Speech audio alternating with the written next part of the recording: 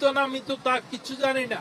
তার এখন আমার দেশবাসী, আমার কেয়ারটেকার সরকার কাছে আমার একটা অনুরোধ, আপনারা যত তথ্য দিতে পারেন সেনাবাহিনীকে দিয়া, যেভাবে পারেন স্ক্রুবোর্ড দিয়া আমার এলাকাবাসীকে উদ্ধার করেন। মুন্সিরহাট, ফুলকাজী, ফেনী, মুন্সিরহাট, ফুলকাজী, ফেনী, মুন্সিরহাট কমুয়ার থেকে আমার এলাকাতে কিচ্ছু নাই স্যার। সম্পূর্ণ মানুষগুলো এখন বোকা মরতেছে, ওখানে মরতেছে, থাকার জায়গা নাই। বৃষ্টির ভিতরে যারা 3 তলা বিল্ডিং আছে তাদের ভিতরে থাকতে পারতেছে, 2 তলা বিল্ডিং সবগুলো পানির তলে ডুবানো।